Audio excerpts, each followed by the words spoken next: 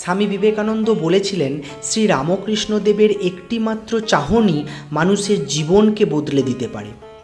আর তার পরশের সে কি অমোঘ ক্ষমতা তা বিবেকানন্দ নিজেই অনুভব করেছিলেন। মনে পড়ে হাবু দত্তের কথা, তখনকার দিনের বিখ্যাত সঙ্গীত শিল্পী, সম্পর্কে স্বামীজির খুড়তুতো ভাই। এমন কোনো নেশা নেই যা তিনি করতেন না, তাই তাকে আবগারি দপ্তরের সম্রাট বলা হতো। কিন্তু একটি নেশার আস্বাদ তখনও তিনি পাননি।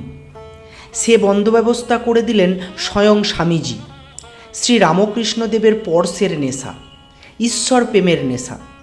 কাশীপুরে শ্রী রামকৃষ্ণদেব তখন ভীষণ রোগে শয্যাশায়ী, শেষ অবস্থা। সেই সময় হাবু দত্তকে সঙ্গে নিয়ে স্বামীজি এলেন তার কাছে। তিনি একটু স্পর্শ করে দেবেন। শ্রী শ্রী রামকৃষ্ণদেব অস্বীকার করলেন, স্বামীজিও ছাড়বেন না।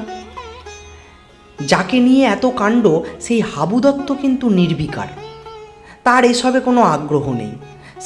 স্বামীজির জেদাজিদিতে শেষ পর্যন্ত শ্রী রামকৃষ্ণদেব হাবু দত্তকে একবার ছুঁয়ে দিলেন।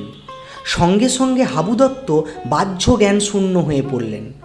যেভাবে ছিলেন সেভাবেই বসে আছেন। অনেক সময় কেটে গেল, তার স্বাভাবিক অবস্থা আর ফেরে না।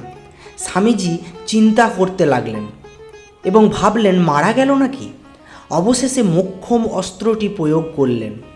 ধাক্কাধাক্কি করতে করতে বললেন, দাদা ওঠো, তোমার জন্য গাঁজা তৈরি করে রেখেছি, খাবে না? বেশ কিছুক্ষণ পর সাড়া পাওয়া গেল হাবু দত্তের। বললেন, কি গাঁজার কথা বলছিস? আমি যে নেশায় এতক্ষণ বুঁদ হয়েছিলাম তার কাছে এই গাঁজার নেশা কিছুই না। এইভাবে যন্ত্রণা সহ্য করেও শ্রী রামকৃষ্ণদেব মানুষের মঙ্গল করে চলেন। ডাক্তার কথা বলতে নিষেধ করলেও তবুও তিনি কথা বললেন। তিনি বললেন, লোক কল্যাণের জন্য মানুষের কষ্ট তো তারই কষ্ট। জয় ঠাকুর, জয় মা, জয় স্বামীজি। এরকম আরও ভিডিও পেতে আমাদের এই চ্যানেলটি সাবস্ক্রাইব করে পাশে থাকুন। ধন্যবাদ।